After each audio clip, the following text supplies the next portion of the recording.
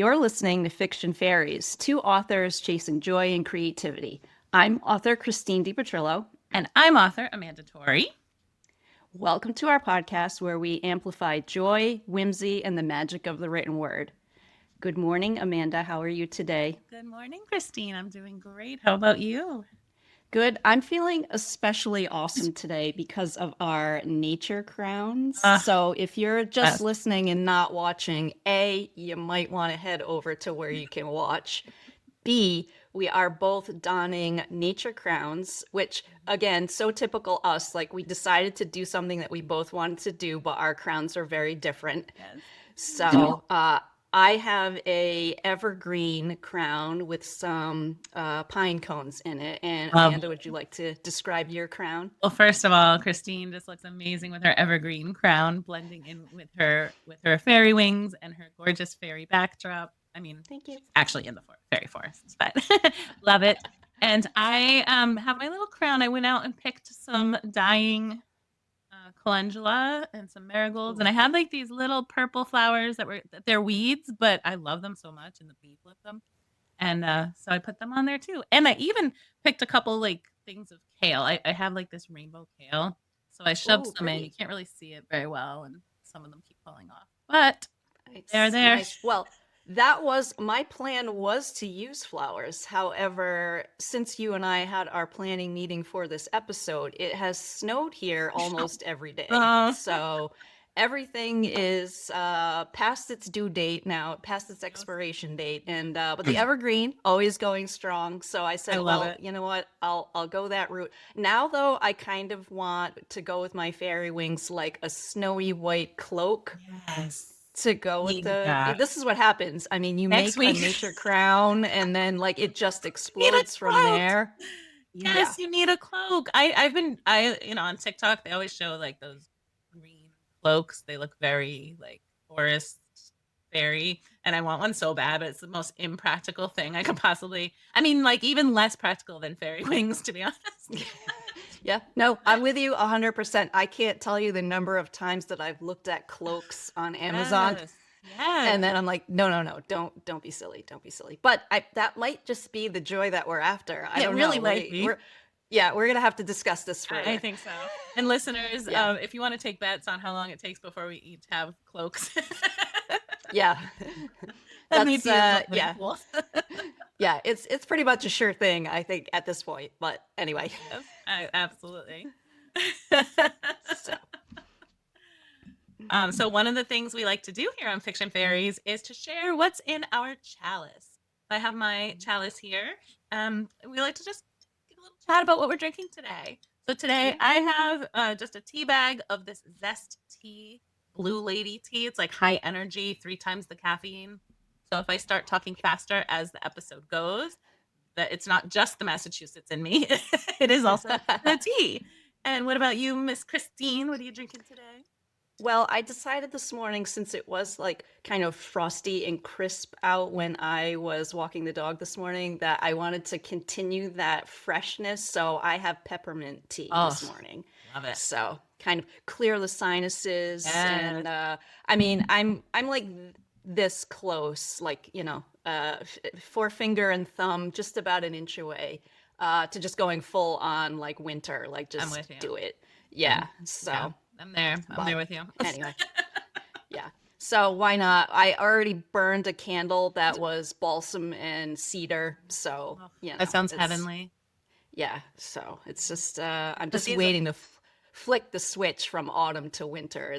I keep going over to it. So, no, not yet. Not yet. I mean, Halloween has passed.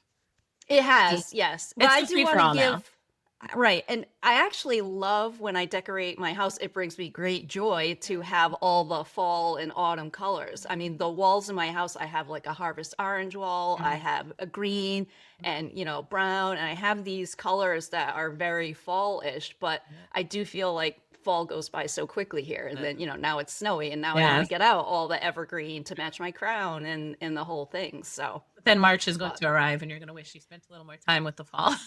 yeah, yes, that is it. March, maybe, April, sometimes even May, it's still snowing Mhm, here. And then mhm. I'm like, okay, that's enough now. Why did I So, rush? yeah. And unfortunately, immediately following the winter, too, it's not even like, oh, it's spring. You have in Vermont a mud season Oh, yeah. first, so which can be very unpleasant. So Uh, I do remember I mud don't, season in New Hampshire. yeah. I'm sure it was very similar. Yeah, I don't decorate for mud season, but mud season decorates for me. I So love that. That's a slogan if I ever heard one. yeah, yeah, all the footprints on the floor. Just Yeah. it just sends a type A person like me over the edge. All that mud, but Well, anyhow, that's actually really perfect for our discussion later.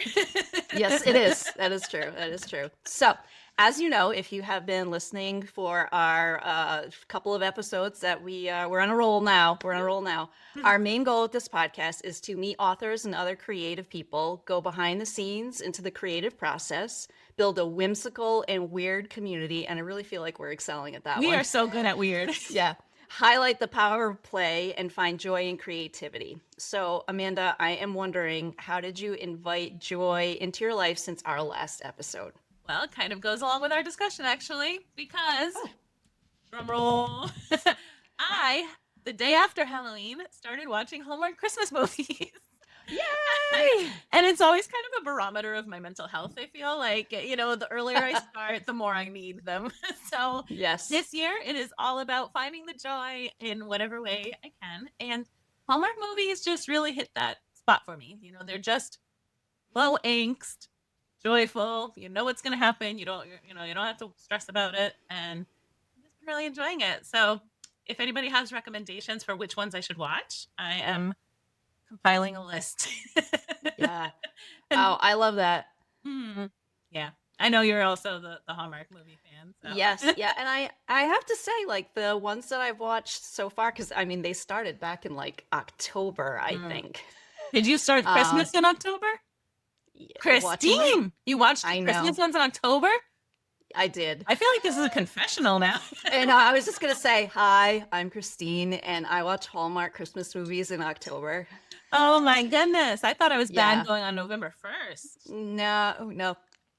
If they're gonna start releasing them in That's true. October, I mean, what's a girl to do? So It's a yeah. drug. So, and I mean, I have enjoyed all of them. There's only one so far of the new ones that I didn't finish. For me, a barometer of whether the movie is good or not is if I stay awake. If I fall Yes. asleep and have to keep rewinding and restarting, then Yeah. something's off. Yeah. I'm also somebody when I watch those Hallmark movies, I'm very loyal to certain actors and Yes. actresses. So if I'm not feeling whoever's in it, Yeah. I'm the it's same. not going to keep me either. But I just discovered a new favorite. We'll discuss it off air, but I have a new favorite. And oh, I'm okay, curious all if it's right. one of yours too. And I don't remember Yeah, her name right now, so I have to probably. like look it up. Yeah. Yeah. Well, what another thing that brings me joy is that my mom watches them as well. So like her and I will like recap Oh, and nice. or we'll be like so and so is in this one coming up and Mm, oh yeah, I have it set to record, so that's kind of fun too. I But love it. we do talk like we know those actors and You do. actresses. So You do. It's but part of the fandom. anyway, As we discussed a couple of episodes ago, it's all about the fandom and we're in the it Hallmark is. fandom as well. It is. It is true. So the thing that brought me joy recently, and it's such a silly thing, but I had this favorite fuzzy buffalo plaid fleece lined coat with a hood. Wonderful. Okay. Now, nothing fancy, nothing super expensive, but it was just that great coat like you just throw on to like take the dog out or to step outside quickly. And again, because it had a hood, it's just like cozy. Mm. Well, I have this problem where I bust the zippers on almost everything that I own. Okay. Rough Not on even that. just coats. I have a pair of snow boots that I busted the zipper on, pants, you name it. I don't know if I'm zipping too fast in my haste or am I superhuman fairy I was strength? gonna I don't know what say, it I think is. you Yeah, did something to offend the zipper fairies. I did. Totally. I don't know why, but I mean, this coat, the Like, entire part that you pull mhm. came completely off the track. Wow. So there was no way to keep the coat closed. Aw. So I was like, well, I'm not throwing this away. Like, I love this coat. And so I was wearing it kind of wrapped like a bathrobe almost, but you kind of had to hold it. And so now, like, you have one hand holding the coat while you're holding the leash or whatever it is that you're doing outside. Well, I discovered on Amazon that Right. you can get these zipper pulls that have a little screw on them, and you can unscrew to like open them, What? fit them on the track, screw it back Nuh-uh. tight, and then you can totally fix the zipper. Now, like I'm Come not a on. seamstress, I don't sew, like there was no way I was like replacing the entire zipper and this whole thing. Mhm. This thing, I was like, I don't know if it's gonna work. I even had to guess on the size because the sizing, the directions say check the zipper you have because it should have a little number on the back. Well, the zipper I had was completely off Oh and my gone. goodness. So Yeah. I was like, well, I can't do that. So kind of went around to some of my surviving zippers and was like looking to see what was like close in Yes, size. I mean, And then this thing was great. It just had, like I said, has a little screw on it. You can tighten it and adjust it so that it'll make all the teeth wow. fit What kind nice. of magic is Completely, this? it was magic. Completely fixed it. So Cool. I did that part. It had a little tear in the back from where the dog snagged it. So I even took some care and sewed that little hole up. Oh. And I zipped that thing up, literally jumped up and down for joy. Like I fixed it. I fixed my coat. And now I've just been wearing and loving this coat again all over again. That So brings me that's my joy. joy since yeah. I love hearing So that because, when you have like a treasured thing, like, yes, we could just buy a new one, but there's something about like repairing what we have and keeping it. And sometimes you it just is. can't even replace the thing that's like the most cozy.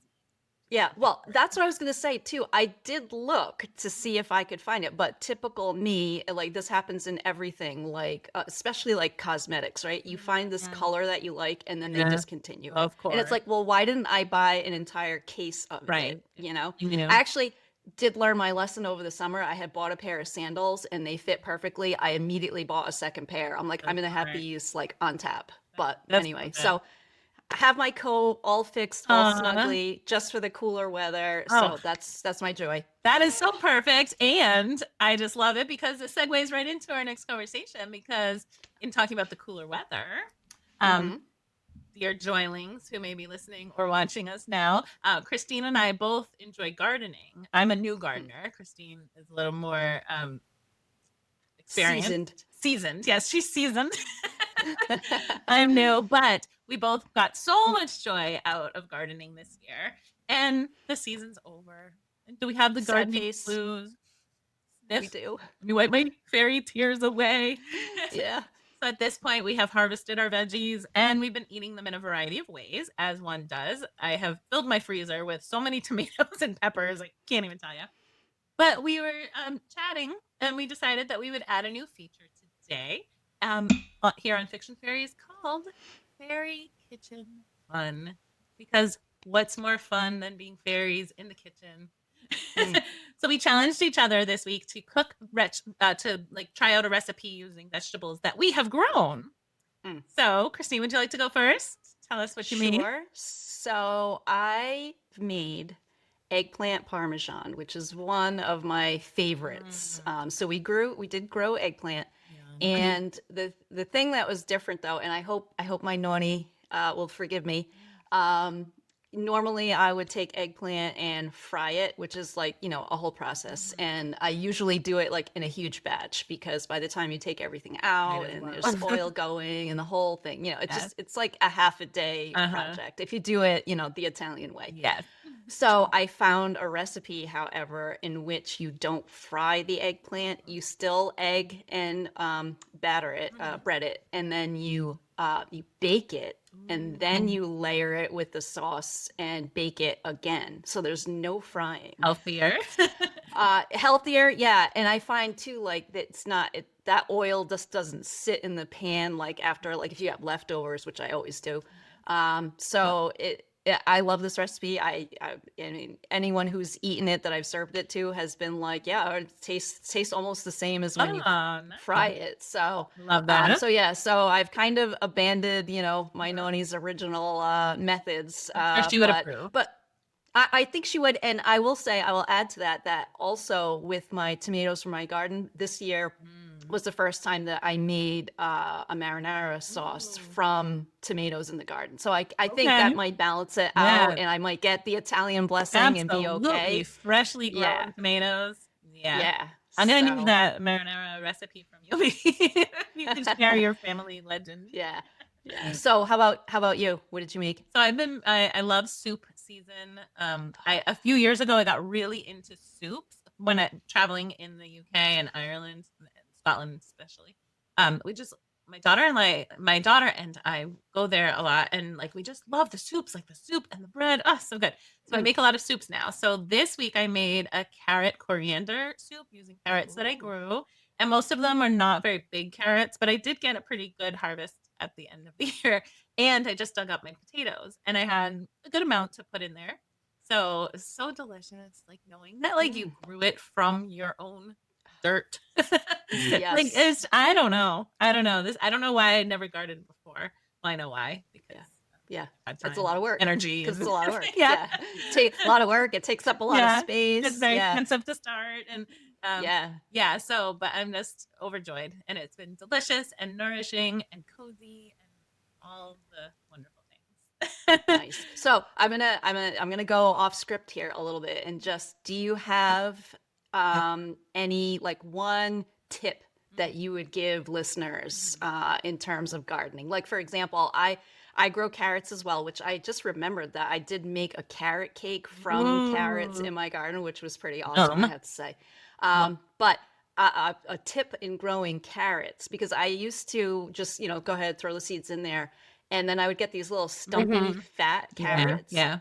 And then I discovered that the trick is if you dig down deep and you loosen a good stretch of soil, Mhm. the carrots are able to like grow down and you Yeah, get some really, this year I got some really that's nice, like awesome. they look like real carrots. Wow, nice. So that would be my That is a tip. good tip. Loosen your soil well Yeah, when growing I carrots. did not So, do that. It was new soil, like, I had just shoveled it all into the bed, so I thought it was mm, okay, but I think, once it rained and started getting compact, it yes. really got a little I did have a couple of good long ones, but also, I have a thing, like, they say to thin them, and I can't. I just, like I feel like I'm sacrificing my babies if I do that, and so Yeah. they were too crowded, you know? So I'm Yes. grateful for That what I is. got. I'm gonna try to be better about planting them further apart so that I don't have this problem, because I can't pull them out. I just can't. I'm Yeah, we okay. did we did pull them out. Yeah, But I feel the same way. But you're right. If you were to just start out by planting them farther apart, you wouldn't just have that as the many seeds are problems. Yep. so tiny, it's so hard. Yes. But Yes. yeah, I think my tip would be as a chaos person in general, and it definitely carries on into my gardening. I would call myself the chaos gardener. I am part of those Facebook groups. um, ignore the spacing rules, except for carrots.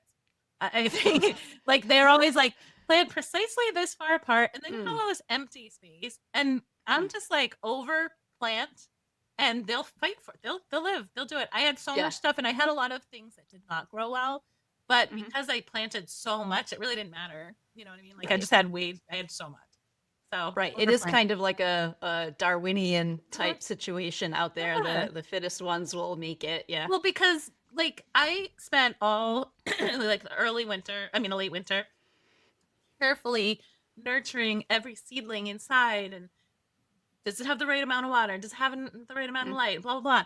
And the tomatoes that grew the best were my like volunteer tomatoes that fell off of tomatoes last year from the one yes. tomato plant I had last year. I got like 8 that grew under my cucumber trellis. So I'm like, why did I do all that nurturing? I'm Yep. still Nope. gonna do the nurturing. I'm still gonna talk to them and sing them the good morning song and the good night song. I will do it. But at this point, I'm thinking that's more for me than for them. Yeah. Yeah. No, I agree with you 100%. I learned this as well. I'm very obviously, you know me, Mhm. meticulous Yeah, about, where we're planting things and rotating yeah, beds and yeah. all these different things. And then I have a neighbor down the street and she's like, oh yeah, that I didn't even plant that. She's like, it just sprung up. And I'm like, Like a bird pooped it oh, out.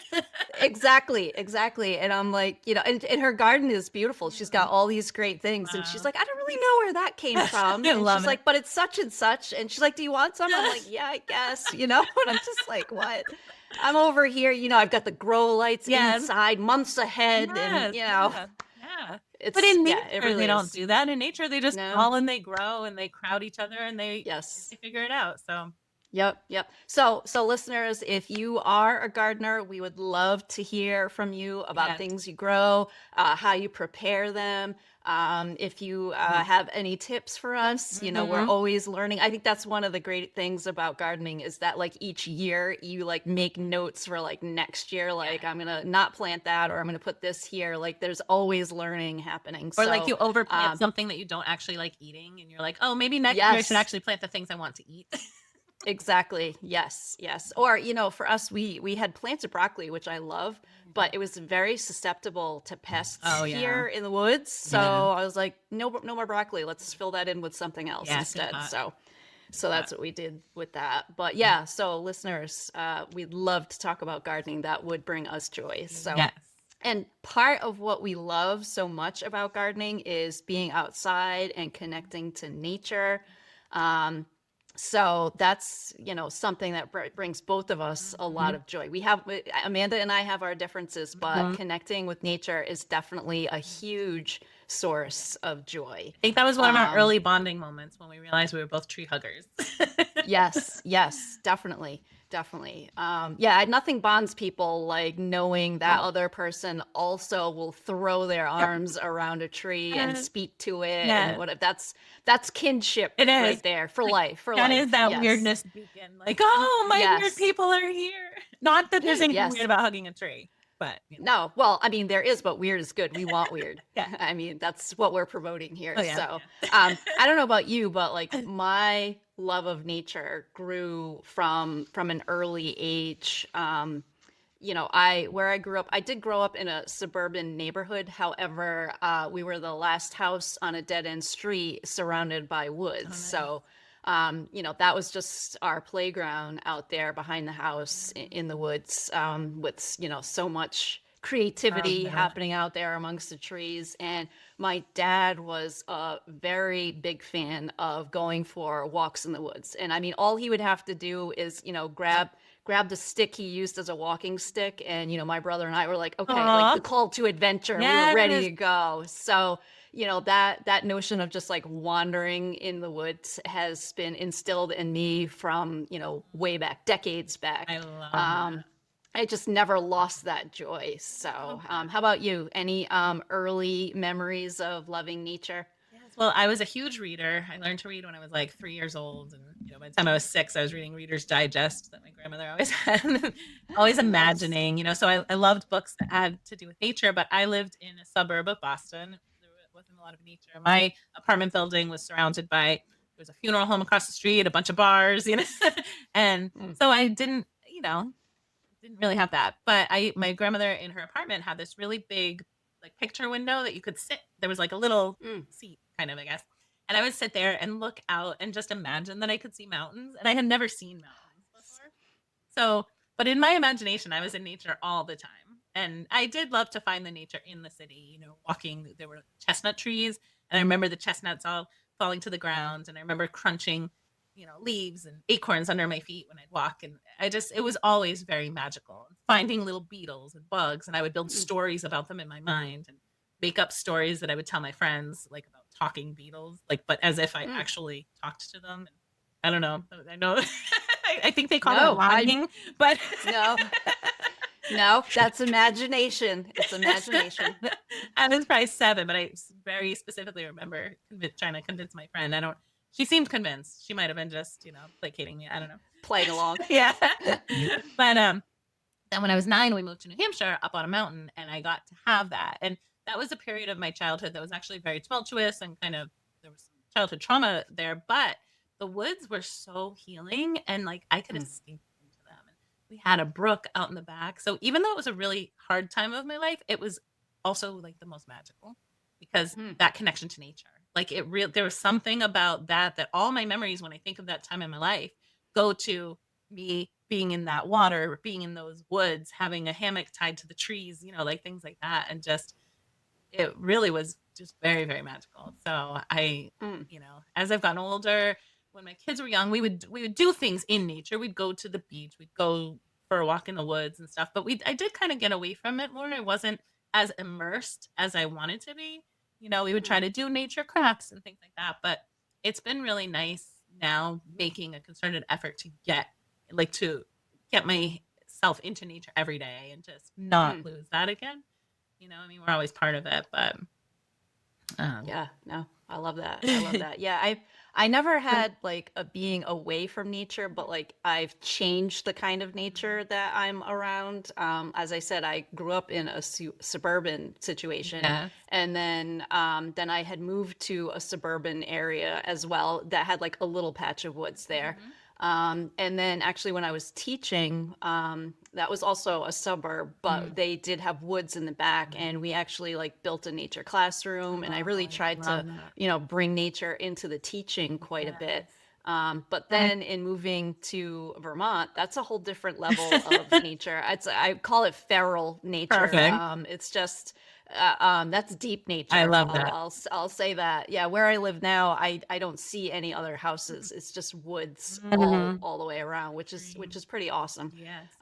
So just kind of having that opportunity to get even deeper into nature has been a huge source of Absolutely love joy. that. But I like how you said too about finding, nature like wherever you can find it, and the healing part that nature brings to you. I think one of the things I really love about being where I am now in the woods, and anytime you connect with nature, like it's a good opportunity to like experience like all the elements at once. Mm. You've got the ground, you've got air, water, you've got all of them there like in that moment. It's just so, you feel so alive Oh, at that point. so beautiful. So All that fresh I air. really like that. Mhm.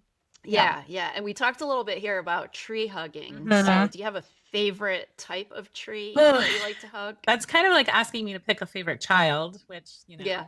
I always tell them each, I love you the most, don't tell the others. um, but I'm sure they're not listening to this podcast. But yeah, I think as far as like tree hugging experiences, my Mhm. favorite has to be the redwoods of North Oh, Carolina, nice. Southern Oregon. Like they're just massive and they're Mm. old, and it was a dream come true to get there. And I mean, like literally me and my three children when they were teenagers could all be hugging the same tree and not even like touching fingertips. I mean, Wow. they're massive and just Yeah. magical, and I just feel something. And also, like the smell of the redwood forest is like nothing Mm. I've ever smelled anywhere. I mean, I love the smell of any forest, but if you Yeah. could bottle that up, man, I'd spend all my money on Nice. that. Nice. But I will Nice. hug any tree, and some of them I feel like will call out to me, like I just have to touch them. I have to like, you Yes. know, and so Yeah. hopefully they're Agree. Agree. consenting to it. Yeah.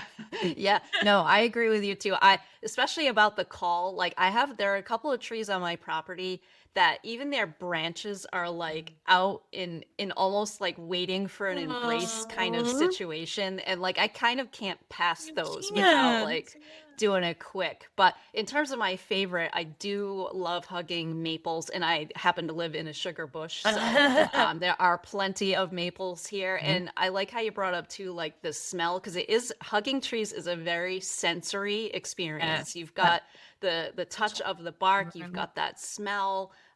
It's just so like just engages all the senses Absolutely. there. I have to ask you, did you love maples before you moved to where you are? Like, were they always I your did. favorite? So did you like I did, manifest yeah. this property? It's possible. It's possible that I did. I did. I will say, and I, not to disparage any tree, but I am a little bit allergic to oak trees. Oh And there are, where I live right now on this property, no oak trees. my goodness. So I know, just as it happens, I mean, it's That has not like been I wild. planned. I mean, I didn't like specifically like I want property without Right? oak trees. No, Imagine. but this one just happens to not have oak trees. And I Aw. I will say I did hug oak trees, but like at certain times, like I wouldn't hug it in October when the leaves were starting to die because that would very allergic, and I wouldn't hug them at the beginning of spring because that was Interesting. also an itchy time. Huh. So, but Interesting. yeah, And so I was gonna say so the oaks were like probably my favorite in this area. Oh, that on oh the okay. like I love birch trees, but I don't really like Hmm. hugging them as much. Like, Yeah, well, they shed. They tend to yeah, shed a yeah, little bit. Yeah, yeah. yeah. I do have a lot of birch here. That's the one that has its arms out is a birch Oh, tree actually. But yeah, yeah. So love that. anyway, yeah. I mean, we'll just keep on tree hugging. And again, listeners, if you have not hugged a tree at Oh, all or do it. haven't in a while, this is your reminder to go do so. I am a nanny part time, and I always teach the children to and to help Yeah. um, Yeah, Parents you love me. can't. Oh, yeah.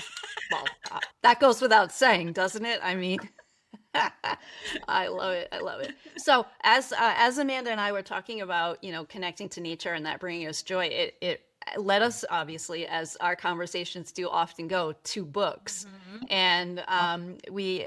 And this has happened to Amanda and I before, where we discuss a book and they were like, "Oh, we both have that Yes. book," just like randomly too, like Yeah. not anything like we planned to read it or we Yeah. were having a book group. It's just Yeah. like, "Oh, I have Oh, I that have book that right also," here. right? And it's like some Yeah, random book. It's not like the most popular it book is. of the moment. Right, right. Yeah, some obscure title that we both have for some reason. But we were talking about some books that really helped shape us in terms of our love of nature. Mhm. And one of them was The Hidden Life of Trees Love that book. by Peter Volobin. And again, listeners, if you haven't read this book, it's such a great read. It discusses how trees communicate with each other and support each other, that they learn from experience. They form alliances with other forest dwellers. Trees have their own personalities and communities. And I mean, I feel like I learned a lot about like what I should be doing in terms of connecting with other humans by Mm. finding out the way that trees That's connect. so And I interesting. think too, like when I hug a tree now too, I think about, because part of this book talks about like the underground network of Mhm. roots and how it's all connected. And I feel like when I hug one tree, like I'm hugging all trees all Mm. over the globe, Oh, and that just fills me up as love well. So I that. know, Amanda, you have this book also, right? No, I listened to it on audio and I I agree. It's like it really opened my eyes because I've always felt this way toward trees. So I felt like it was very like my feelings were validated. I was like, "See, I Yes. knew it. I knew it." Yes, yes. Awesome. And another book Uh, we were chatting about. I don't know. Do you have this one, or is it just one you've read, the Last Child in no, the I Woods? have, yeah, I have all the ones that we Okay, so talked you about. Yeah, go. yeah. You go. So, yep. Ooh. Last Child in the Woods. And again, this one I read because of teaching. But again, it applied, like, had huger implications than Yep. just for teaching. But in this one, this is by Richard Louv. And he talks about nature deficit disorder, which is something that kind of plagues children and adults both now, where we've, become more technologically tethered, I guess is the word I would use. And a lot of us have, office jobs, and we're becoming more and more like inside people. So this talks about this disorder about disconnecting from nature and like the negative consequences of that. So it's really an encouragement to get back out there and connect with nature, and how important that is, and how many benefits there are Yeah. to connecting nature, again, both for children and adults. Mhm. Absolutely. So, and one of the specific things is that it talks about connecting with nature stimulates creativity, which of course here on Fiction Bingo. Fairies we are 100% for. So, Absolutely. I saw that author speak at it was some oh school nearby, maybe Brown University or something, years and years ago. And I was just it as a preschool teacher at the time, it just really I was like, that's exactly it. Like kids need to get out in nature more. yeah, I mean it's as simple as that. Mhm, mhm. So, and then this next one is called I Love Dirt, Ooh, which is are just a really cute one. It's got 52 activities that help your kids discover like the wonder of outside. But again, there are things that adults can do with children or without, Nice. because I don't have any and I've done some. I did also use it in the classroom as well, but it's just simple activities to do outside. The author is Jennifer Ward. It's a real quick read, but it's just a nice little book to have on hand when you're thinking about, how can I connect with nature, and there's plenty of things here. And what I like about it too is like you don't have to live in the middle of the woods like I do in order for this to work. You can, do it in a city park, in a backyard, whatever slice of nature that you can find, the activities in here will work. So Love it. let's see, and I have one more. This one is Your Guide to Forest Bathing. Ooh. And forest bathing, I originally came across this idea because I saw the words Ooh, which I was like, what is that? First of all, I just love saying it, Shinrin that Yoku. does sound But it certain. is, yeah, it is the a Japanese tradition of forest bathing. It literally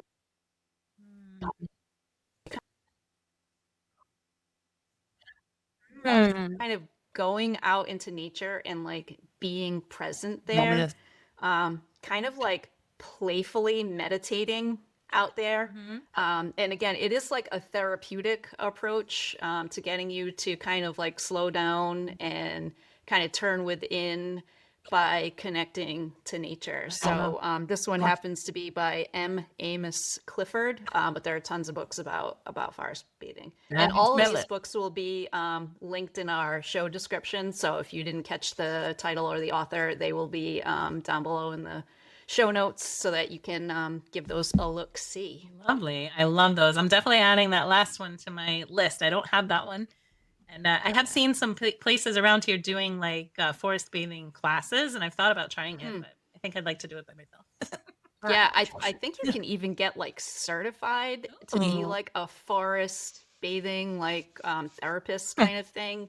If I'm not mistaken, there's something to that as well. So Sounds I awesome. mean, like you've said, you know, and I've experienced as well, always found nature to be joyful and healing. Yes. So You never feel worse after a walk in the woods, unless you twist your no. ankle or something, but that's different. Well, yes, that is true. Yeah, that would be unfortunate. Yeah, let's not hope for that.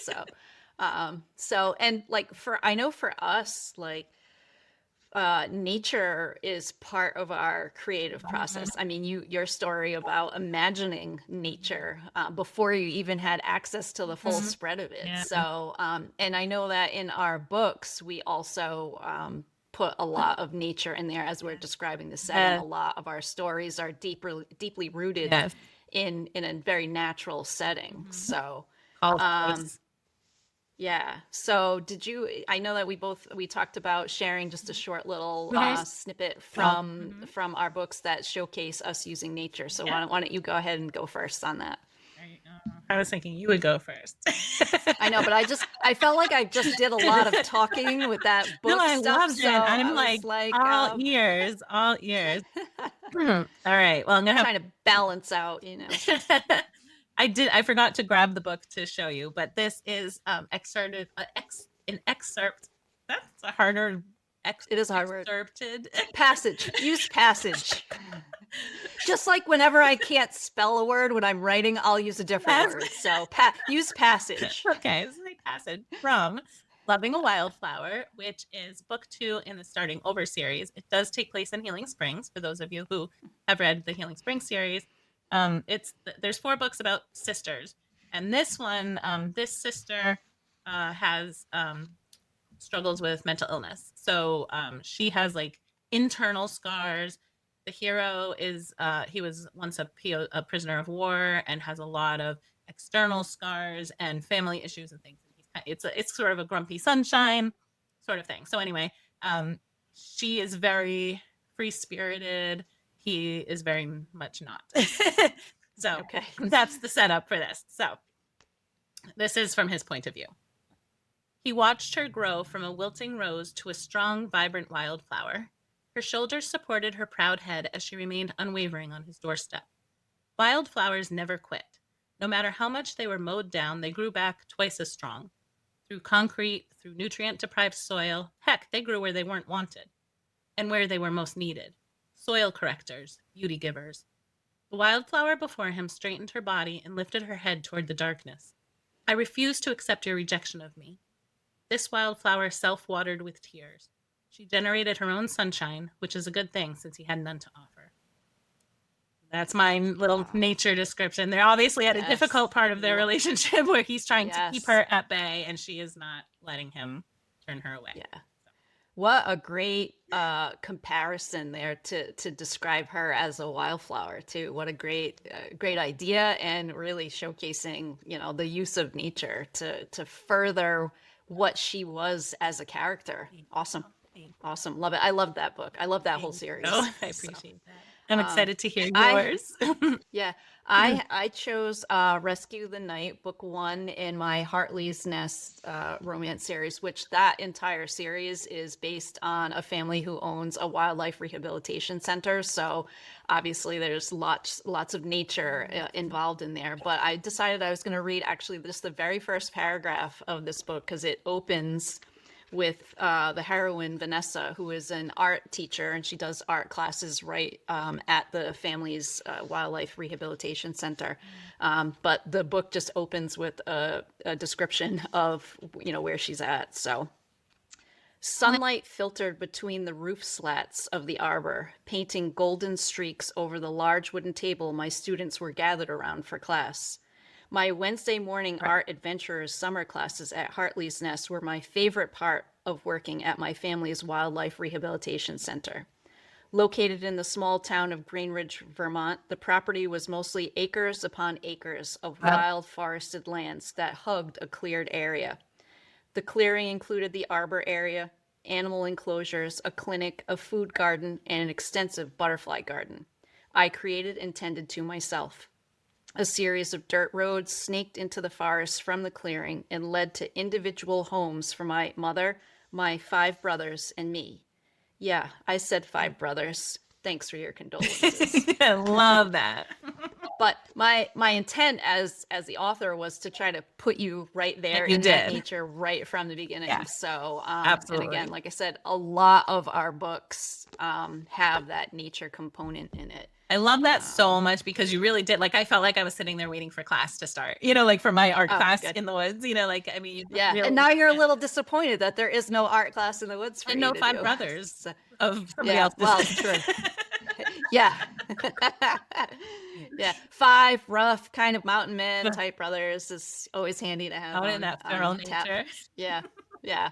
So our discussion here about our connection to nature and about how it brings us joy led us to create a 30 ways to find joy in nature, which is downloadable, and you'll find that link down below in the show description as well. So Absolutely if you've been listening to our conversation and you want to go out and hug trees and maybe do some other things, we have some suggestions for you in that 30 ways to find joy in nature. Yes, So it's a fantastic list and definitely lots of things to remind you of ways to reconnect or things that maybe you wouldn't have even thought about.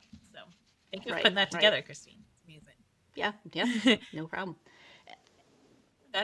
And I think that we should challenge each other to write outside in nature, and outside in nature, maybe away from home, because I know my temptation will be to just walk out the back door. Right. So that's a little Okay. challenge for All right. ourselves to find somewhere out in nature, away from home, to Love that. compose something. And we'll see what we come. I up love with, that because so. I used to do that a lot. I used to take my notebook or my laptop and go find a neat place out in the woods to write, and I haven't for a long time. So I appreciate this challenge.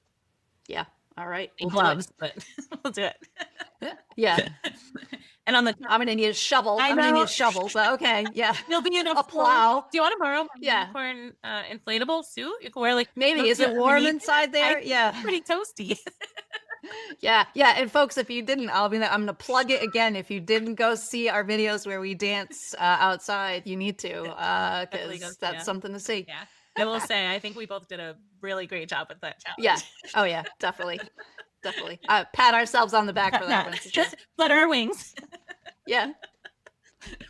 So on the topic of writing, actually, I'm so excited because we got a question for the Wand of Wonder from a listener. And I'm so excited because we don't get a lot of those yet because I don't know that we have a lot of listeners yet. So no, but that's all right. We're building the tribe. Yes. Yep. I'm so excited. So, and this person asked to remain anonymous because their letter is a little bit personal. But I'm very, very, very excited. So I'm going to wave our wand for Wand of Wonder. Wave our wands. I'm going to read the letter and then we will do our best to answer. So the letter says, "Hey, Fiction Fairies. Thank you for this podcast. I've never been into podcasts, but now that you introduced this to me, I've been finding others that I like too. Oh, that's awesome. Helps pass the time while I'm doing chores. I'd love to know, since you're both published authors, how did you get past the fear of people reading your work? Or is that just a me thing? I've loved writing since No. I was a kid and was always told I had great potential. I've always loved the idea of writing as an adult, but something stops me from doing it even when I tell myself to just go for it. Something is making it hard for me to open up and get vulnerable on the page or something. I can't explain it, but I hope you get it. So, how do I get past this fear of being seen and go for it? I'm getting older and need hobbies, but more than that, I need to feel like I don't let fear stop me from accomplishing something dear to me. Your last podcast about being brave enough to step out of your comfort zone spoke to me, and I want to dive in, but that fear is always there. I know you're not writing therapists, but if you have any idea for me, I'd appreciate it. Oh, sorry, any advice for me, I'd appreciate it. And maybe someday I can be a guest on your show with my shiny new book in hand. Oh, I love that. We want too. you on here with your shiny new book. Yes, Yes. definitely. And though we're not writing therapists, I think we probably can help this because it is definitely not a her thing, right? No, not at all. Not at all. Definitely. Yeah, I feel, I mean, I could have written that a couple years ago, Right. you know, before we started putting our books out there. I'm sure we have that same sentiment. For me, there's something that I always go back to, because I'm going to say, unfortunately, I don't think you ever get rid of that, because I think with every new book that you write, you still have that little voice in your head that's like, I don't know if this is good enough. I don't know if you should be putting this out there in the world. And so when I hear that voice and that fear kind of comes up, I think back to when I was in high school. I took a creative writing class, and that was in my senior year. And at the end of the year, that teacher signed in my yearbook, and he wrote a potential playwright. And anytime I think that I shouldn't be putting something that I write out there, I think about the fact that I spent a semester with him, you know, doing all the writing exercises that he had assigned, and he thought that I was a potential playwright. So Love I it. think sometimes it does take, you know, somebody outside of yourself, somebody who's a little bit louder than that critic inside your head, to sort of validate and say, no, you know what, I've seen your stuff, and you got it, you got something there, and don't let that voice in your head cancel that out. So listener, you know, this is us giving you permission to share your work. Okay. Good. We've got our wands here for you. We got our wands. Yep. So when you're writing and you're getting a little nervous and you're like, I don't know if I should share this, you just know that the Fiction Fairy said you're good enough. You go ahead Yes. and you share it. Absolutely. You do it. We believe in you. Absolutely. I love that. Such good advice. And I 100% agree. You know, I also was fortunate enough to have a teacher who we had to write a short story, and she wrote on it. And I still have this because it meant so much to me. This is the best story I've read by a student in a long time. She still gave me like a B plus, I think, because of comma splice, which probably has not changed. Sorry, Mrs. Donahue. That has probably not really improved. Thank goodness for editors. Yeah. But you know, like, I think if you just remember those times you've had validation, and if you haven't had validation because you've never shared your work, or just because this is new for you or anything like that, you just give it to yourself, because you know what, like, your characters, your stories that you have to tell are needed in the world. This world needs art, and whether it's writing or painting or playing music or whatever it is, like, you have something that nobody else has, and it's unique to you. And the only regret you'll have is like not doing something that meant something to you. Exactly. You're never going to regret taking the chance and putting yourself out there. Because you know what? Yeah, sure. Some people are not going to like your work. That's just part of it. I mean, you know, I used to reread my 1-star reviews over and over and over again. And now, like, I'll look at them. I'm not one of these people who cannot look at reviews. But you know what? That's just somebody's opinion. I don't love every book that I've read. I don't love every piece of art I've, you know, experienced, but it doesn't mean it's bad art. It just means it wasn't for me. So if you just like kind of get yourself into that mindset and just go forward, you know, like, put out those negative voices, say, okay, not everybody likes me. Not everybody's going to like my art. Even if they do like me, they might not like my art, or they might like my art and not like me. I mean, it's all, you know, just find a friend. Totally agree. Encourage you, you know, and like Christine said, if you don't have someone like that in your life, that's what we're here for. We're going to flutter our wings for you. and we're going to encourage you because we want your stuff. So Yes, when you have that exactly, book exactly. done or story or whatever, we're going to feature you on here for sure. Yep. Definitely, definitely. And like you said too, like, I've gotten that piece of advice where, not everyone's going to like your work. And it just meant that it wasn't for them. Yes. And maybe just It's, in and that that means time it's, too. Maybe they would like it 5 yes, years from now. Like you just never know. yes. True, true. That's funny about 1-star reviews too. I obviously look at those reviews too. And my favorite 1-star review that I received said Yeah. that gave it the 1 star and then said this is like a Hallmark movie, which was my goal. Right. So I was like, really? I'm like, I don't know. I'm like, I'll take that 1 star because that's what I was trying to do. Yes. So Art is so subjective. so And I still always right. have that fear. Like when the last book that I published was A Heart to Find, which was the series Hmm. that Christine and I co-wrote. We wrote like a duet. Each wrote a book in that series. Yep. And I was taking my nanny kids to an event, and one of their friends' parents is like, "Oh, Amanda, I'm reading your book," and the terror in my soul was like, Yeah. and that was my 24th published novel. Like, it wasn't like I was new at this, but I was like, "Why is she reading my book?" I was like Yeah. terrified, also very grateful, but like scared to death. And I don't know that you ever do get past that, you know. No. But it is what it is, I create it, I put it in the world, it is now for the reader, and on Yep. to the next thing. And you can't let yourself get bogged No. down by that kind of worry. No, and the hope is that it lands in the hands of the right reader, Yes, of who you were writing for. exactly. So, and that they're going to love and Yeah. cherish it and tell other people about it who will also enjoy it. So, and then that's, kind of how it grows. But yeah, now and then it's going to land into the hands of somebody that says this reads like a Hallmark movie. Yep. And apparently they don't think that's a positive thing. So, Well, and we that's do. okay. That's fine. That book was not for them. Exactly. And that's fine. Exactly. So, Let that inner so. creative child come out and play.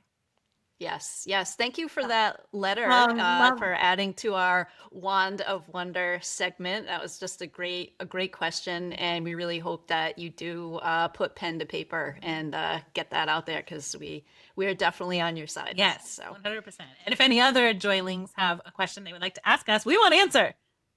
yeah, We could be writing we do. therapists, I think. I think we could. I actually want us to have little business cards now that say Ready? Fiction Fairies, bring therapists. There we Yeah, go. I like it. I like it. Yeah. All right, let's transition to the sprite Oh, yeah. spell. Where on the last episode what did we do? We dared each other to do something brave that would bring us joy. So what did you do, Amanda? Something brave. Well, so it's not something that was new to me. I've done this before, but it was new I haven't done it in a long time. I went to a new writers group that meets in person. Oh. And it was in another state because I used to go to writers groups all the time. As you know, we met at one. That's how we met. Yes. Yeah. And I used to do conferences all the time. I even have my 2012, New Jersey Romance Writers Conference mug today. But since COVID, a lot of the meetings have gone to being online. And though I'm appreciative and I love them, I don't connect the same way. I really like to just be around people in person. So I've been seeking an in-person writing group, and there was one that I went to, and it was so lovely. I was nervous because I'm very much an introvert, but I took my mom, who's also a writer, and it was only fair. She dragged me into writing groups 22 years ago, to my first one, and has always been my encourager. So I was like, all right, I'm dragging you with me this time. And the people were lovely, and I'm so glad I stepped out of my comfort zone. I'd been eyeing it for a while, but I hadn't been able to kind of push myself to do it, to just drive the 2 hours and, meet new people, walking into a room where you don't know anybody and they know each other. It can be intimidating, but I did it. I'm happy. I left feeling very inspired and professional. Nice. And it was great. So how about you, Christine? Excellent. What was your birthday? Excellent. Oh, I love that. I love that. I'm in search of a writing group around here, which is hard. People live far apart from each other up here, and I'm kind of arriving at the idea that if I want a writing group around here, I'm going to have to create it. Yes, I was battling with that as well. Yeah, and I don't know if I'm up for that, but that's something that's sort of spinning around in my head. So I wish we lived closer. I know. Yeah, I know. So stay tuned. I'll Yes. see what happens there. You know what is big around here is poetry groups, which I do love writing poetry, but they're more just sharing poetry. It's not really like writing craft and Right. things like that, which Business that's fine. based. I don't mind sharing poetry, and I did go to one of them, but it just wasn't the vibe that I was looking for. It Right. wasn't quite the right energy of a writing group. So anyway, I'm still on the quest for Mhm, that. mhm. But yeah, my brave thing is so if you've been watching the podcast or listening to the podcast, I've mentioned my dog Archie before. He is a German Shepherd Love mix, him. and he had some serious like anxiety issues, which would lead him to when he encountered people and other dogs, and just really, any kind of like new situation, he would just immediately like fur would go up on his back, and he would Mhm. just start barking, and he just really couldn't settle down, which led me to not, taking him anywhere, not having him encounter people because it was like kind of too much to handle. So he went to a training program, which was miraculous, I have to say, worth every Mhm. cent. And so the brave thing that I did, which would not have done this prior to the training, is I took him to a place called Dog Mountain, Ooh. which is literally a mountain. But it is just like dedicated to dogs. There's actually a dog chapel there in memory of dogs that have passed. It's got all pictures in it. There's an area where dogs can, play free. I didn't go over there. I wasn't quite that brave yet, but we did go, and we were around other people and dogs and cars coming and going, and we were off our own property, Mm. and that was really like a big thing for I us. love And that. then we went to it's a bike path, but they call it a rail trail because it's where the railroad was. And I took him there. We were jogging again, past people and past dogs, and he was so well behaved, and it was just like the confidence that both he and I had brought us joy Aw, in being out in the world. So I'm trying to at least once a week take him out somewhere, fantastic. which which is kind of a thing for me as well, because I like to just be here in the woods with my trees. Yes.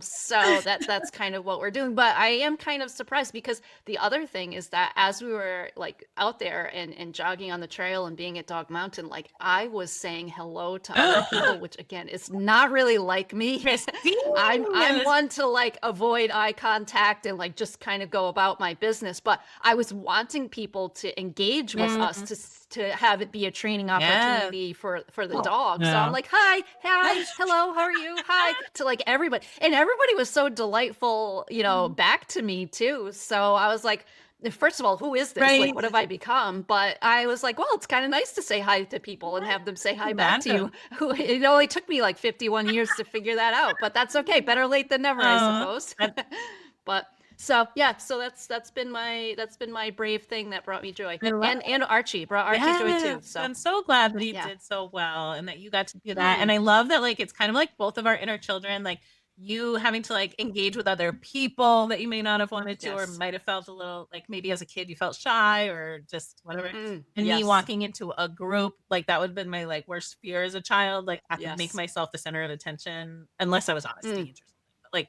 even yeah. just a normal social thing. So our inner children are doing so beautifully. They are. They are. Yes. And if you joylings who are listening or watching did something brave that brought you joy, please let us know in the comments. We Hmm. want to hear about it. We want to read about it. Yes. And it's now time for our new sprite spell. So we've got our little wand. We're going to call the next few dares that we do the Letting Your Inner Child Experience Joy series. Mm. Unless you can help us come up with a better name. That's Mm. something. Yeah, that's kind of long, right? Yeah. Yeah. Yeah. Give us something catchy, you know. Mm. These dares will honor your inner child because we have to give these inner children the honor they deserve. We're Mm. going to give the inner child permission to take the wheel every now and then. You know, I mean, we can have some Mm. discipline, but Mm. this episode's sprite spell is to make messy art. Now, why am I Ooh. suggesting this? I'm forever a preschool teacher and I love all things messy. And I know, Christine, maybe you'll cringe a little. I know, but It's okay. We have our 30 ways to reconnect with nature, and we also have a list of 30 messy art projects that you can download. The link for both of those things will be in the show description, and it'll just give you a little jumping off point to if you need some motivation, if you need some inspiration, just some things that you can do to let that messy child come out and play, and hopefully it sparks some creative things in you. Yeah. Oh, I like this one. I do like it. I think I might get more joy in cleaning up the mess afterwards, but Well, I'm maybe in. Count me we should in. live together. I'll make all the mess, and you can just clean it all. It'll be fantastic. That's fine. That's fine. That sounds like a good, yeah, that's our Golden Girls plan. That'll work out. That'll work out. So we'll see how we did in the next episode with our messy art projects. And Joylings, we would love to hear about your progress with the Sprite Spell and making messy art projects. You can share photos with us. You can tell us about it in the comments. Again, all of our links are below, so you can find us wherever you listen, wherever you watch. Yes.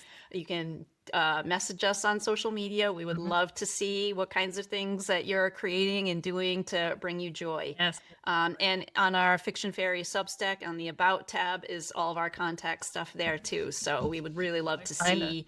We would love to see the tribe in action with these Sprite spells. Yes. Yeah. Yes. And if you have been getting any value out of this podcast, please feel free to share it with someone that you want to feel the spark of creativity and joy, someone you want in your weird, whimsical tribe. And come on, let's build this thing. Yeah, let's do it. So I think that's it for episode 4. Can you believe we're at episode 4? Yay! Can't believe it. If you enjoyed the Fiction Fairies podcast, please hit that like button, subscribe so that you don't miss an episode, and find us on social media. Leave a review. Tell everyone you know about the podcast. And just remember, if we're going on and on, you can always like speed it up. If you like to listen, if you don't have a lot of time, speed it right up, and we'll talk a bit faster. I'll bet we're even more fun at 2 times the speed. I'm certain of it. We probably would actually be flying around the room with our wings. Yeah, maybe. I like it. And if you're a creative person and want to be a guest on the Fiction Fairies podcast, or you're a listener with suggestions, there are forms in the show description and on our Substack to contact us. We'd love to hear from you. We're very open to suggestions. Yep, and we're very eager to have guests. Yes, so we are. So we will leave you with the glimmer challenge of asking you to find and spread joy today, and to take your inner child for a walk outside. Farewell, darlings. Farewell, Joylings. See you next time on the Fiction Fairies podcast.